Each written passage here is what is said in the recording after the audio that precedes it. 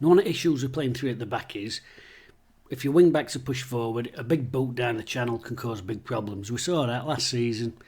Playoff semi-final, Mendes line cut up the pitch, big boot, we were in trouble, we conceded a goal. It can be recovered after that, but it's a case of everyone then having to shuttle across.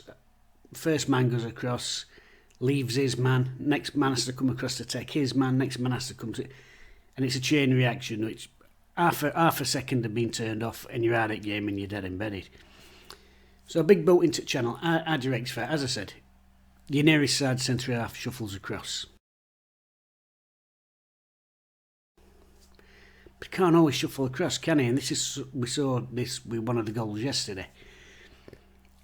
If you're playing zonal for a start, you mark who comes into your area. That's the first thing. If you go charging off, you leave your area free. So that's one of the things to consider.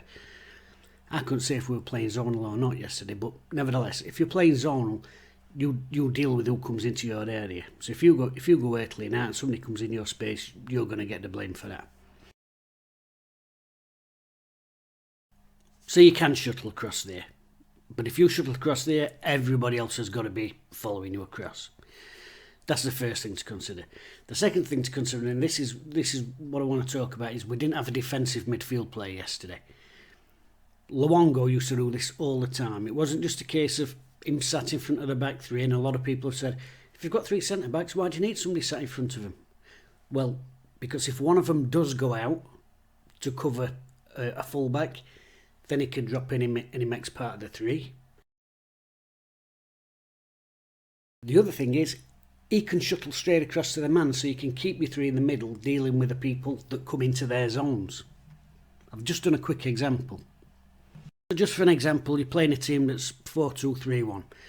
Big boot into the channel. Now your left-sided centre half is thinking about going across and I'm going to go and stop cross.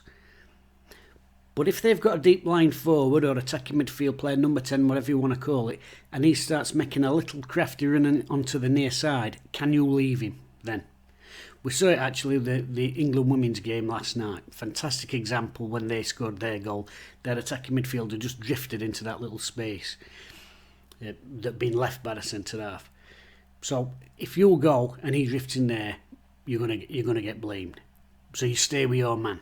But then they're free to put the cross in, and this is where defensive midfield player comes in, because defensive midfield player can either pick up that attacking midfielder and you can get across to the winger. Alternatively, they can go straight across to the winger and you can carry on marking your man. And that is the value of having somebody that did what Luongo did last season.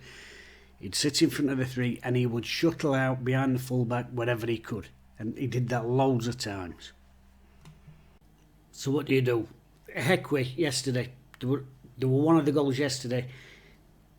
He was going to go out and trying to stop cross, but somebody actually came. He ended up actually marking someone who'd made a run into his zone. And if you go in zonal, that's what he's meant to do. He's meant to mark that man, not be running off there. So I'm not sure exactly what they were doing. It was all a big mix-up. I know Iof was coming in for a lot of stick, but overall there's lots of things to be considered. And one of them is whether you have a defensive midfield player. And to that end, the midfield, I think it's created its own problem. I've got no doubt in my mind that Sam Volz was brought in to sit in front of back four and do that job. We know he's a good ball player and he can be forward thinking, but we know he can be a ratter in there. I've got no doubt he was brought in to replace Luongo, whatever the reasons he left. Volks hasn't been fit. He's not been ready to start games. I'm sure that's what Darren Moore's plan were, but because he hasn't, we've had to look at other options. Delabishiro, Bannon, Byers, neither one of them really comfortable in that sitting position. They can play there and bring different things. Delabishiro can surge forward from there. Bannon can spray passes from there. Byers can get moves going from there with his little quick touches. But none of them's that defensive-minded, getting across player. So I think that's one of the issues we've got. Now, I don't mind that midfield three as it goes. But I think if you're playing a midfield three like that, with that much forward momentum, you've always got to get that second goal. You've always got to finish your team off, because otherwise, ball in behind, you're always under that risk of getting that sucker punch. And it's given had a more a conundrum, because I'm sure he would have started Volks if he thought he were fully fit and up to doing that particular role, but he hadn't been.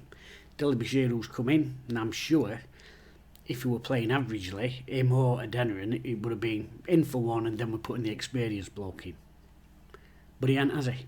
He's actually come in and had a right good game, forced his way into the team for next week, which is great for the manager, but in terms of that shape and having midfield cover for your back three, it sort of throws that out at window. So he's got a lot of thinking to do, because I wouldn't really want to drop any of them now in that midfield, but at the back, we ain't got that covered in front of them.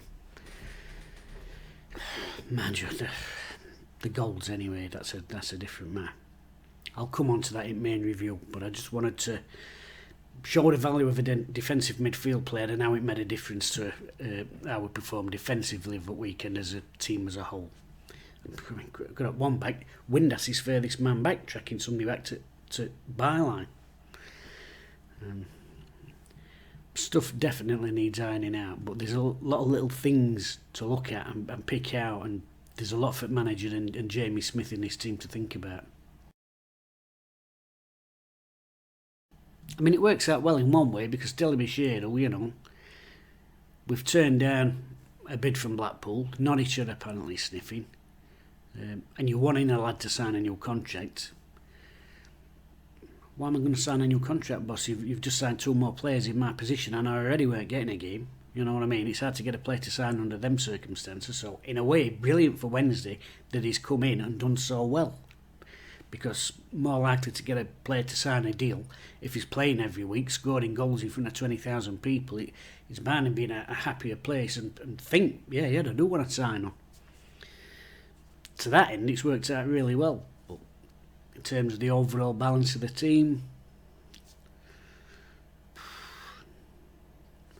swings and roundabouts, innit? Positives and negatives.